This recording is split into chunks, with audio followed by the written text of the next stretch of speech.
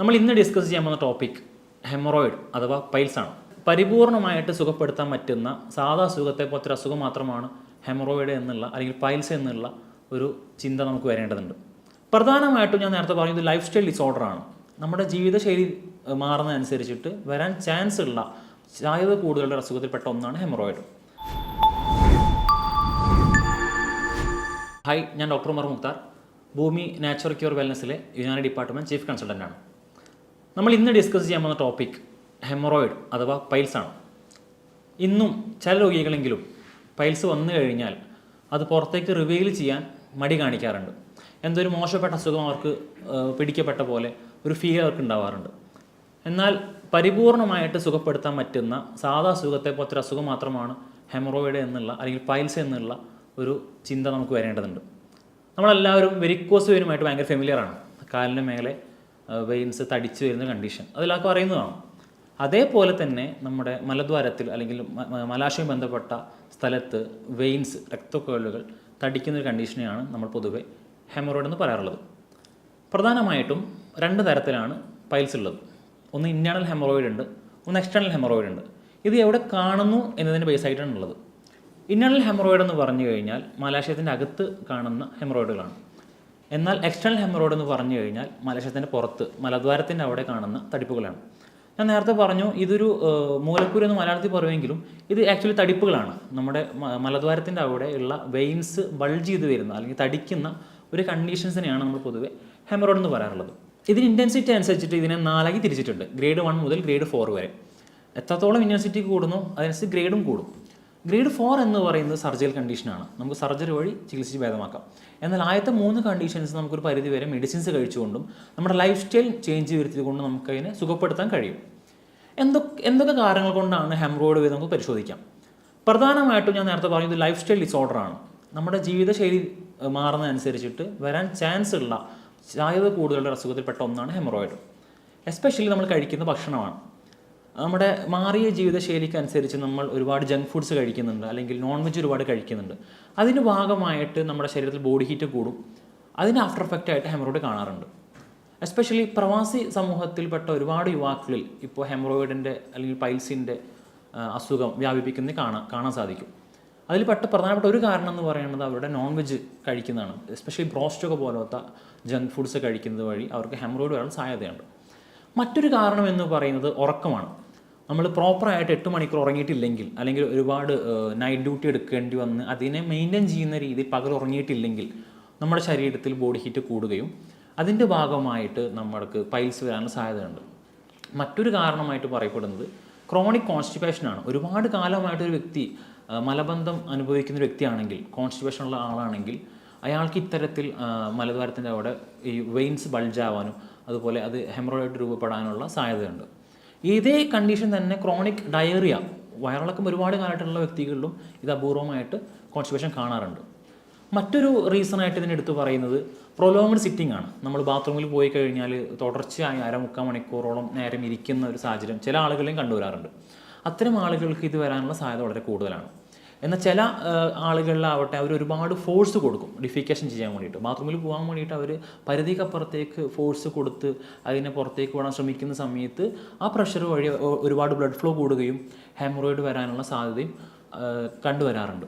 ഇതൊക്കെയാണ് പ്രധാനപ്പെട്ട റീസൺസ് എന്ന് പറയുന്നത്. ഇനി എന്തൊക്കെയാണ് ഇതിൻ്റെ ലക്ഷണങ്ങൾ? എസ്പെഷ്യലി ആദ്യമായിട്ട് എല്ലാവർക്കും അറിയുന്ന പോലെ തന്നെ സ്റ്റൂൾ വിത്ത് ബ്ലഡ്, അതായത് നമ്മുടെ മലത്തോടൊപ്പം രക്തം വരുന്ന കണ്ടീഷനാണ്. 2 തരത്തിൽ കാണാം. ഒന്നെങ്കിൽ ഡയറക്റ്റ് രക്തം പോലെ തന്നെ കാണാം, അതല്ലെങ്കിൽ മലീന എന്ന് പറയുന്ന കണ്ടീഷനുണ്ട്, ബ്ലാക്കിഷ് സ്റ്റൂൾ. ഇത് ശരിക്കും അകത്ത് വരുന്ന ബ്ലീഡിങ് മലവുമായി മിക്സായി ഒരു ബ്ലാക്ക് കളറിലുള്ള മലമായിട്ടാണ് പുറത്തേക്ക് വരുന്നതെങ്കിൽ ഒരു പക്ഷേ അത് ഹെമറോയിഡ് കാരണമാവാം. അതല്ലാതെ മറ്റൊരു ലക്ഷണം എന്ന് പറയുന്നത് പെയിൻഫുൾ ഡിഫിക്കേഷനാണ്. നമ്മൾ ബാത്റൂമിൽ പോയിരിക്കുന്ന സമയത്ത് നമുക്ക് അസഹനീയമായ വേദന, നമുക്കത് കംപ്ലീറ്റ് ചെയ്യാൻ പറ്റാത്തൊരവസ്ഥ, ഭയങ്കരമായിട്ട് നമുക്ക് ക്ഷീണം വരുന്നൊരവസ്ഥ. ഇത്തരം സാഹചര്യങ്ങളിൽ അതൊരു പക്ഷേ പൈൽസ് ആയിരിക്കാം. മറ്റൊരു ലക്ഷണങ്ങൾ എന്ന് പറയുന്നത് നമുക്ക് അവിടെ ബൾജിങ് ഓഫ് വെയിൻസ് തന്നെയാണ്. ആദ്യം പറഞ്ഞ പോലെ തന്നെ അവിടെ നമുക്ക് തൊട്ട് കഴിഞ്ഞാൽ വെയിൻസ് ബൾജായിട്ട് കാണാം. ഇത് ഇൻറ്റേർണലും കാണാം. പക്ഷെ അത് മനസ്സിലാക്കണമെങ്കിൽ കൊളോണോസ്കോപ്പി പോലത്തെ റെക്ടോസ്കോപ്പി പോലത്തെ ഇൻവെസ്റ്റിഗേഷൻസ് വഴി നമുക്ക് മനസ്സിലാക്കാൻ പറ്റും. എന്നാൽ പുറമേക്കുള്ള ബൾജിങ് നമുക്ക് തൊട്ടുകൊണ്ട് മനസ്സിലാക്കാൻ സാധിക്കും. ഇനി എന്തൊക്കെ ഭക്ഷണ പദാർത്ഥങ്ങളാണ് ഇതിനെ ട്രിഗർ ചെയ്യാന്നുള്ളത്. ഞാൻ ആദ്യം പറഞ്ഞ പോലെ തന്നെ നോൺ വെജ് ഫുഡുകൾ ഇതിനെ ഒരു പരിധിവരെ ട്രിഗർ ചെയ്യും. ശരീരത്തിൽ ഉഷ്ണം കൂട്ടുന്ന മറ്റ് ഭക്ഷണ പദാർത്ഥങ്ങളും ഇതിൻ്റെ ഇൻറ്റൻസിറ്റി കൂട്ടാൻ സഹായിക്കും. എന്നാൽ നമ്മൾ ഇതിനെ ഈ ഭക്ഷണം കൊണ്ട് തന്നെ മാറ്റം വരുത്താനും സാധിക്കും. അതായത് പ്രോപ്പറായിട്ട് വെള്ളം കുടിക്കുന്നത് വഴി നമ്മുടെ ശരീരത്തിൽ വാട്ടർ സഫിഷ്യൻസി ഉണ്ടാകുന്നത് വഴി നമുക്ക് ഈ പറയുന്ന കോൺസ്റ്റിപ്പേഷൻ ഒഴിവാക്കാൻ സാധിക്കും. കോൺസ്റ്റിപ്പേഷൻ ഒഴിവാക്കി കഴിഞ്ഞാൽ അതുമൂലം ഉണ്ടാകുന്ന ഹെമറോയിഡ്സ് നമുക്ക് ഒരു പരിധിവരെ തടുക്കാൻ പറ്റും. ഇതേപോലെ മറ്റൊരു പ്രശ്നമാണ് നമ്മൾ രാത്രി കഴിക്കുന്ന ഫുഡ്. എസ്പെഷ്യലി നമ്മൾ ഈ നൈറ്റിൽ ഫൈബർ റിച്ച് കണ്ടൻറ്റ് കുറവുള്ള ഫുഡുകൾ കഴിക്കുമ്പോൾ നമുക്ക് കോൺസ്റ്റിപ്പേഷൻ വരാനുള്ള സാധ്യത കൂടുതലാണ്. എന്നാൽ നാരുകൾ അടങ്ങിയിട്ടുള്ള ഫൈബർ അടങ്ങിയിട്ടുള്ള ഭക്ഷണം കഴിക്കുന്നത് വഴി നമ്മുടെ കോൺസ്റ്റിപ്പേഷൻ ക്ലിയർ ആവുകയും അതുമൂലം നമ്മുടെ ഈ കോൺസ്റ്റിപ്പേഷൻ എന്ന് പറയുന്ന അല്ലെങ്കിൽ കോൺസ്റ്റിപ്പേഷൻ വഴി ഉണ്ടാവുന്ന ഹെമറോയിഡ്സിനെ നമുക്ക് തടുക്കാൻ സാധിക്കും. ഇതുപോലെ എടുത്തു പറയേണ്ട ചില ഹോം റെമഡീസ് ഉണ്ട്. പൈൽസ് വന്നു കഴിഞ്ഞാൽ അതൊരു വലിയൊരു അസുഖം വന്ന പോലെ അത് കണ്ടിട്ട് അതിനെ നെഗ്ലക്റ്റ് ചെയ്യുന്ന ആൾക്കാരുണ്ട്. എന്നാൽ ഇത് ഒരിക്കൽ വന്നു കഴിഞ്ഞാൽ അത് നെഗ്ലക്റ്റ് ചെയ്ത് കഴിഞ്ഞാൽ അതിൻ്റെ ഇൻറ്റൻസിറ്റി കൂടാനും അത് ബ്ലഡ് ലോസിലേക്ക് നീങ്ങാനും അത് കോംപ്ലിക്കേറ്റ് ആവാനും സാധ്യത കൂടുതലാണ്. എന്നാൽ ഇത് വന്നു കഴിഞ്ഞാൽ ചില പൊടിക്കൈകൾ ഉപയോഗിച്ച് നമുക്ക് ഇതിനെ അത് ബ്ലോക്ക് ചെയ്യാൻ പറ്റും. ഞാൻ പറഞ്ഞു ഇതിന് പ്രൈമറി റീസൺ എന്ന് പറയുന്നത് കോൺസ്റ്റിപ്പേഷൻ ആണെന്ന് പറയും. അപ്പോൾ നമ്മൾ ആദ്യം എലിമിനേറ്റ് ചെയ്യുന്നത് ഈ പറയുന്ന കോസിനെയാണ്. നമ്മുടെ വീട്ടിലെല്ലാവർക്കും അറിയുന്ന അത്തിപ്പഴം, അഞ്ചീർ എന്ന് പറയുന്ന അത്തിപ്പഴം ഒരു 2 എണ്ണം രാത്രി വെള്ളത്തിലിട്ട് വെച്ച് പകൽ ആ വെള്ളം എടുത്ത് കുടിച്ച് അതിൻ്റെ അത്തിപ്പഴം ചവച്ചരച്ച് കഴിച്ചു കഴിഞ്ഞാൽ കോൺസ്റ്റിപ്പേഷന് ഒരു പരിധി വരെ അത് സഹായിക്കും. അതുമൂലം അത്തിപ്പഴത്തിൻ്റെ എഫക്റ്റ് കൊണ്ട് ഹെമറോയിഡ് ഇല്ലാതാവാനുള്ള സാധ്യത നമുക്ക് കാണാൻ കഴിയും.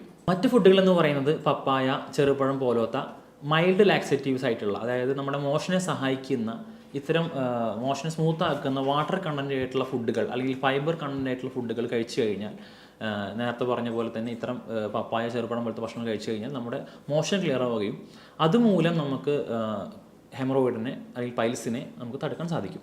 യുനാനി വൈദ്യശാസ്ത്രത്തിൽ ഹെമറോയിഡിന് വളരെ ഫലപ്രദമായ ചികിത്സകളുണ്ട്. സിറ്റ്സ് ബാത്ത്, ഹുക്കന അഥവാ എനിമ പോലത്തെ റെജിമിനൽ തെറാപ്പികളും കൂട്ടുമരുന്നുകളും ഒറ്റമൂലികളും ചേർന്നിട്ടുള്ള ചികിത്സാ രീതികളും അതുപോലെ തന്നെ ഡയറ്റോ തെറാപ്പികൾ, ഭക്ഷണത്തിൽ വരുത്തുന്ന ക്രമീകരണങ്ങൾ വഴി ഇതിനെ പ്രിവെൻറ്റ് ചെയ്യുന്നതുമായിട്ടുള്ള ചികിത്സാ രീതികൾ അവൈലബിൾ ആണ്. നേരത്തെ ഇതിൻ്റെ ലക്ഷണങ്ങൾ പറഞ്ഞ പോലെ തന്നെ ബ്ലീഡിങ്, അതുപോലെയുള്ള പെയിൻഫുൾ ഡിഫിക്കേഷൻ, ഇതെല്ലാം തന്നെ ഹെമറോയിഡ് ആയിക്കോണമെന്നുമില്ല. ഇതിൽ നിന്ന് വ്യത്യസ്തമായി നിൽക്കുന്ന ചില അസുഖങ്ങളുണ്ട്. ഉദാഹരണത്തിന് ഫിഷർ ഇൻ ആനസ്, ആനസിൻ്റെ അകത്ത് വരുന്ന ചില മുറിവുകൾ, ഇതൊരു പക്ഷേ ബ്ലീഡിങ് ആയിട്ട് പുറത്തേക്ക് വരാം. അതുപോലെ റെക്ടൽ പ്രൊലാപ്സ്, നമ്മുടെ മലദ്വാരം ഇറങ്ങി വരുന്ന ചില കണ്ടീഷൻസ് ഉണ്ട്. ഇതെല്ലാം ഹെമറോയിഡ് ആണെന്ന് തെറ്റിദ്ധരിക്കാനും സാധ്യതകൾ കൂടുതലാണ്. എന്നാൽ ഇങ്ങനത്തെ എന്തെങ്കിലും ലക്ഷണങ്ങൾ ഉണ്ടെങ്കിൽ നമ്മൾ ഹോം റെമഡീസ് ചെയ്ത് സമയം മെനക്കെടാതെ എത്രയും പെട്ടെന്ന് എഫിഷ്യൻ്റ് ആയിട്ടുള്ള ഡോക്ടർമാരുടെ അടുത്ത് ചെല്ലുകയും അവർ അഡ്വൈസ് എടുക്കുകയും ട്രീറ്റ്മെൻറ്റ് എടുക്കുകയും നിർബന്ധമായിട്ട് ചെയ്യേണ്ടതാണ്. എല്ലാ അസുഖത്തെയും പോലെ തന്നെ ഹെമറോയിഡിനും കൃത്യമായിട്ടുള്ള ചികിത്സകൾ എടുക്കുകയാണെങ്കിൽ അല്ലെങ്കിൽ അത് വരാതെ പ്രിവെൻറ്റ് ചെയ്യുകയാണെങ്കിൽ പരിപൂർണമായിട്ടും മാറ്റാൻ കഴിയുന്ന അസുഖമാണെന്നുള്ള ധാരണ നമുക്ക് എല്ലാവർക്കും വേണം.